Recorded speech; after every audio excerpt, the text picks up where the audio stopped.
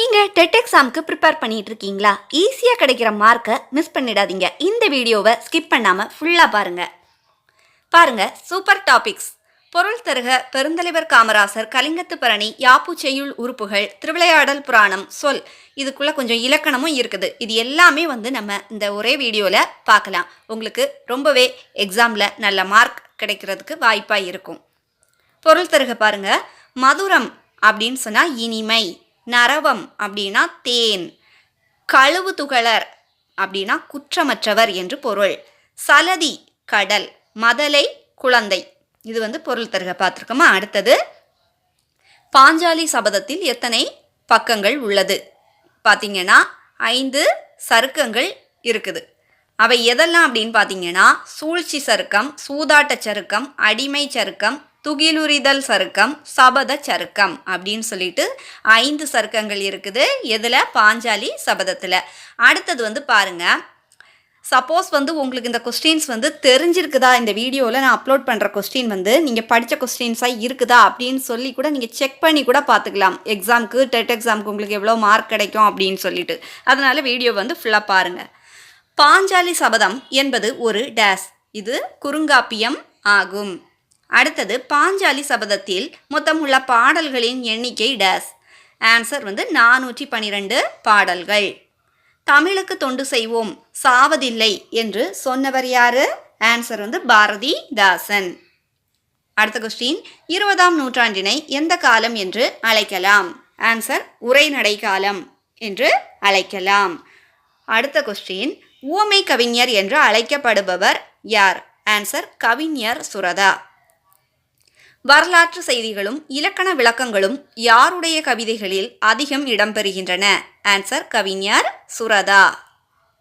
வானம்பாடி இயக்கத்தை சார்ந்தவர்கள் யாரெல்லாம் பாருங்க? புவியரசு, கங்கை கொண்டான், சிற்பி, தமிழ்நாடான், அக்கினிபுத்திரன், சக்திகணல், ரவீந்திரன், ஞானி, பா ஜெயப்பிரகாசம், பிரபஞ்சன், பாலா, கோ ராஜாராம், வள்ளிக்கண்ணன். இவங்க எல்லாரும் யாரு? வானம்பாடி இயக்கத்தை சேர்ந்தவர்கள். சரியா? அடுத்தது மணிக்கொடி இதழில் புதுக்கவிதை எழுதியவர்கள் யாரெல்லாம் அப்படின்னு சொல்லி பார்க்கலாம். நா பிச்சமூர்த்தி, புதுமை பித்தன், கூப்பா ராசகோபாலன், நா சுப்பிரமணியன். இவங்க எல்லாரும் மணிக்கொடி இதழில் புதுக்கவிதை எழுதியவங்க.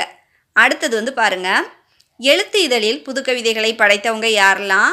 எஸ் வைத்தீஸ்வரன், தருமு சிவராமு, மணி, சீசு, செல்லப்பா. இவங்க எல்லாரும் எழுத்து இதழில் புதுக்கவிதைகள் படைத்தவங்க. அடுத்தது கண்ணதாசனின் இயற்பெயர் என்ன? ஆன்சர் முத்தையா. கண்ணதாசன் பிறந்த ஊர் மற்றும் ஆண்டு எது அப்படின்னு பார்த்தீங்கன்னா, கண்ணதாசன் பிறந்த ஊர் எது? சிறுகூடல்பட்டி. அது எந்த மாவட்டம்? சிவகங்கை மாவட்டம். ஆண்டு பாருங்க 24/6/1927 அவங்க பிறந்திருக்காங்க. அடுத்தது கண்ணதாசன் தொடங்கிய இதழ்கள் எதெல்லாம் பார்த்தீங்கன்னா, தென்றல், முல்லை, கண்ணதாசன், தமிழ்மலர். இதெல்லாம் அவங்க தொடங்கிய இதழ்கள். யார் தொடங்கியது? கண்ணதாசன் தொடங்கிய இதழ்கள். அடுத்த கொஸ்டின் பாருங்க, கண்ணதாசனின் படைப்புகளுள் சாகித்ய அகாதமியின் பரிசு பெற்ற நாவல் எது அப்படின்னு கேட்டிருக்காங்க. ஆன்சர் சேரமான் காதலி. அடுத்தது கண்ணதாசன் இயற்றிய நாடக நூல் எது? ஆன்சர் ராசதண்டனை. சொல் என்பதன் வேறு பெயர்கள் எதெல்லாம் அப்படின்னு பார்த்தீங்கன்னா, ஆன்சர் பதம், மொழி, கிளவி. அடுத்தது பகாபதம் எத்தனை வகை அப்படின்னு பார்த்தீங்கன்னா 4 வகைப்படும். பகாபதம் எத்தனை வகைப்படும்? 4 வகைப்படும். அவை எதெல்லாம்? பெயர் பகாபதம், அதாவது பெயர் பகாபதத்துக்கு எது எடுத்துக்காட்டு? மரம், நாய், நீர். அடுத்தது வினை பகாபதத்துக்கு எதெல்லாம் எடுத்துக்காட்டு? உன், கான், எடு. அடுத்தது இடைப்பகாபதத்துக்கு எதெல்லாம் எடுத்துக்காட்டு? தில், மண், பிடி. அடுத்தது உரிபகாபதத்துக்கு எதெல்லாம் எடுத்துக்காட்டு? சால, நனி, கடி, உரு. சரியா? பகாபதம் எத்தனை வகை, அது எதெல்லாம் அப்படின்னு சொல்லி நம்ம எடுத்துக்காட்டோட பார்த்தாச்சு. அடுத்தது பாருங்க, பிரித்தால் பொருள் தரும் சொல்லை எப்படி அழைப்பாங்க அப்படின்னா, ஆன்சர் பகுபதம். பிரித்தால் பொருள் தரக்கூடியது பகுபதம் அப்படின்னு சொல்கிறாங்க. அடுத்த கொஸ்டின், பகுபதம் எத்தனை வகை? 2 வகை. அவை பெயர் பகுபதம், 2வது வினை பகுபதம்.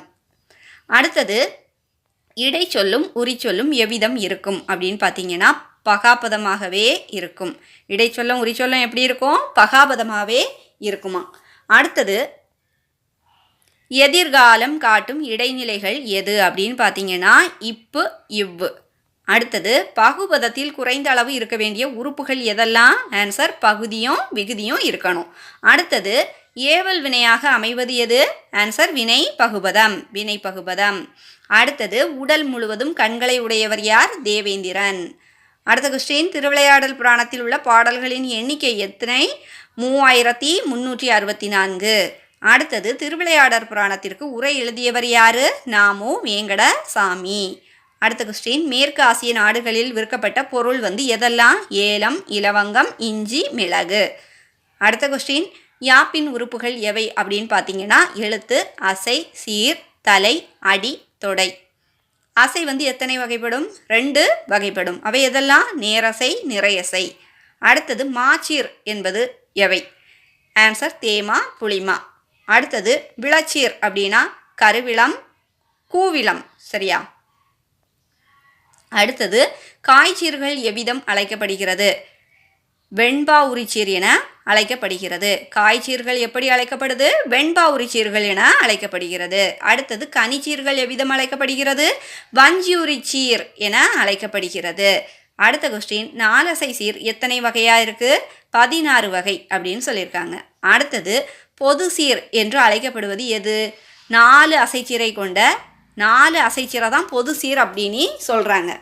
பொது சீர் என்று அழைக்கப்படுவது எது? 4 அசைச்சீரை தான் பொது சீர் அப்படின்னு அழைக்கிறாங்க. அடுத்தது உலகில் 8வது அதிசயம் என போற்றப்பட்டவர் யார்? Helen Keller. அடுத்த கொஸ்டின் பாருங்கள், அவி உணவு என்பது என்ன? ஆன்சர் தேவர்களுக்கு வேள்வியின் போது கொடுக்கப்படும் உணவு. அப்போ தேவர்களுக்கு வேள்வியின் போதுனா வேள்வினா என்னது அப்படின்னு சொல்லி நம்ம பார்க்கலாம். வேள்வி அப்படின்னா என்னங்கிற விளக்கத்தையும் பார்த்துடலாம். வேள்வி என்றால் யாகம், அதை ஹோமம் என்று பொருள்படும். அதாவது நெருப்பில், அதாவது நெருப்புக்கு இன்னொன்று பேர் என்னது? அக்னி. அந்த நெருப்பில் மந்திரங்கள் சொல்லி தேவதைகளுக்கு உணவு, அதாவது எதெல்லாம் அரிசி, நெய் போன்றவை அர்ப்பணித்து ஒரு சடங்கு செய்வாங்க. அதை தான் வேள்வி அப்படின்றாங்க. இன்னும் சுருக்கமாக நம்ம சொல்லணும்னா வேள்வி அப்படின்னா தேவதைகளுக்காக நெருப்பில் செய்யும் ஒரு பூஜை. அதை பூஜையை யாகம் அப்படின்னும் சொல்லுவாங்க. அடுத்த கொஸ்டின் பாருங்கள், பொருள் தருக. ஒர்க்கம் அப்படின்னா தளர்ச்சி, ஈண்டு அறிந்த அப்படின்னா ஆய்ந்து அறிந்த, அவியினும் அப்படின்னா இறந்தாலும். அடுத்தது பாருங்க, திருக்குறளில் உடைமை என்னும் பெயரில் எத்தனை குறட்பாக்கள் அமைந்துள்ளன? ஆன்சர் 10 அதிகாரங்கள் அமைந்துள்ளன. அடுத்த கொஸ்டின், காமராசரை சட்டமன்ற உறுப்பினராக தேர்ந்தெடுக்கப்பட்ட ஆண்டு எது? 1937வது ஆண்டு. அடுத்த கொஸ்டின், காமராசர் எத்தனை ஆண்டுகள் தமிழ்நாட்டு காங்கிரஸ் கட்சியின் தலைவராக இருந்தார்? காமராசர் 12 ஆண்டுகள் இருந்திருக்காங்க. அப்படி தேர்ந்தெடுக்கப்பட்ட ஆண்டு எதுன்னு பார்த்தீங்கன்னா 1939 தேர்ந்தெடுத்திருக்காங்க. அடுத்த கொஸ்டின், காமராசர் படித்த புத்தகசாலையின் பெயர் எது? மெய்கண்டான் புத்தகசாலை. ஆன்சர் மெய்கண்டான் புத்தகசாலை. அடுத்த கொஸ்டின், கவிஞர் சுரதா பிறந்த ஆண்டு எது?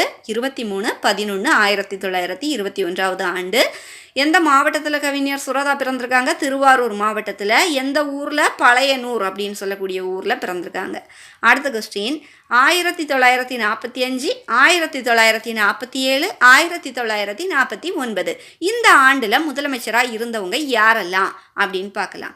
1945 பிரகாசம் எப்படி எதாக இருந்திருக்காங்க? முதலமைச்சராக இருந்திருக்காங்க.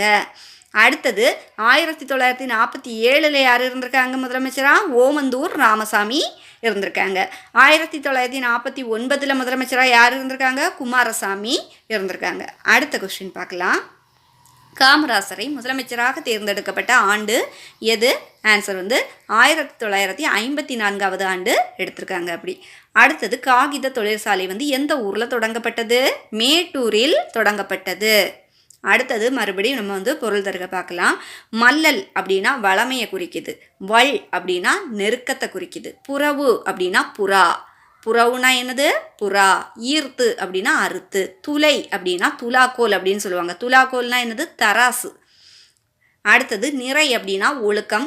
மறுப்பு அப்படின்னா தந்தம். மறுப்பு அந்த இதில் பாருங்கள், கவனிங்க. ரூ இது வேற ரூ, அது மறுப்புக்கு இன்னொரு ரூ வேற ரூ வரும். ஓகேவா? அடுத்தது பாருங்கள், கலிங்கத்து பரணியில் உள்ள பாடல்களின் எண்ணிக்கை. ஆன்சர் 599 தாளிசைகள். அடுத்தது பாருங்க, நான் தனியாக வாழவில்லை தமிழோடு வாழ்கிறேன் என்று சொன்னவர் யாரு? ஆன்சர் திரு விகா. இந்த வீடியோவில் நீங்கள் பார்த்த கொஸ்டின்ஸ் எல்லாமே உங்களுக்கு யூஸ்ஃபுல்லாக இருந்துச்சா? இது நீங்கள் ஏற்கனவே ப்ரிப்பேர் பண்ணிகிட்டு இருப்பீங்க டெட்டுக்கு. இந்த வீடியோவில் உங்களுக்கு தெரிஞ்ச கொஸ்டின் மொத்தம் எத்தனை நீங்கள் கரெக்டாக ஆன்சர் பண்ணீங்க அப்படின்றதையும், உங்களுக்கு ஆன்சர் பண்ணீங்க இல்லை கொஸ்டின்ஸ் அப்படியே பார்த்துட்டு இருக்கும்போது இந்த கொஸ்டின் நமக்கு ஆன்சர் தெரியும் அப்படின்னு ஃபீல் ஆகிருக்கோம் இல்லையா? அதே மாதிரி உங்களுக்கு எவ்வளவு தெரிஞ்சுது, எவ்வளோ பண்ணியிருக்கீங்க, எவ்வளோ கிடைக்கும் அப்படின்றத கமெண்ட்டில் சொல்லுங்கள். இந்த வீடியோ உங்களுக்கு ரொம்பவே யூஸ்ஃபுல்லாக இருந்துச்சுன்னா நம்ம ஸ்டடி பெஸ்ட் சேனலில் சப்ஸ்கிரைப் பண்ணி வச்சுக்கோங்க. அது மட்டும் இல்லை, டெட்டுக்காக நிறைய பேர் ப்ரிப்பேர் பண்ணிகிட்டு இருப்பாங்க, அவங்களுக்கு ஷேர் பண்ணி விட்டுருங்க. தேங்க்ஸ் ஃபார் வாட்சிங்.